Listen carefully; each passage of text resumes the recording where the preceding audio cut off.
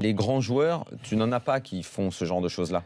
Les grands aujourd'hui, je l'ai cité hier, Neymar, Suarez, Messi, Ronaldo, ils gagnent, ils sont avec et ils sont avec les gens, pour l'équipe, avec l'équipe. Et ils sont heureux de faire leur métier, ils sont dans la joie, ils souffrent quand ça ne va pas. Eux aussi ont subi des critiques. Un mec comme Neymar a été critiqué.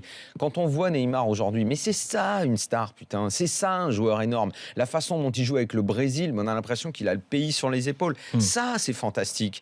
Ça, c'est fantastique. Tous ces mecs-là, oui, on ne parle pas du tout de la même chose là. Buffon. Ouais, mais voilà, ce qu'a fait Buffon, sa façon d'intervenir sur l'histoire des hymnes, ou de jouer, ou de faire une boulette, d'être bon après, de parler, de protéger un jeune, de venir. Voilà, on est dans une autre dimension. Et nous, on vient nous faire chier parce que tu critiques machin et que le lendemain, il a fait un bon match et tu dis, il a fait un bon match, ou peut-être pas aussi énorme que ça.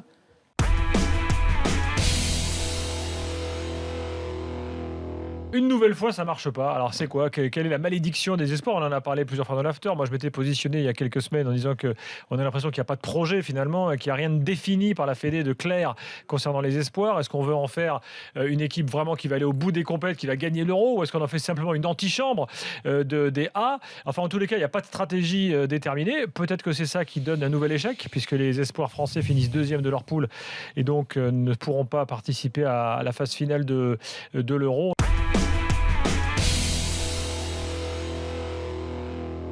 Être objectif est la plus grande difficulté de ce métier, et je crois qu'ici on l'est, et c'est ce qui nous vaut parfois de l'incompréhension. Bien sûr.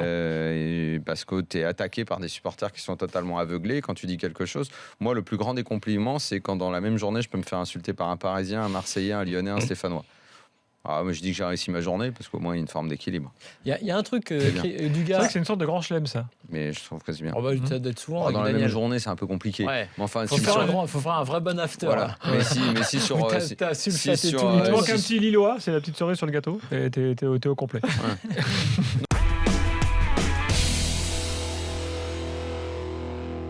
Je souhaite un championnat que Paris, bon, ça l'est depuis pas mal d'années, que Lyon soit plus régulier, que Monaco soit plus fort, que Marseille soit plus fort.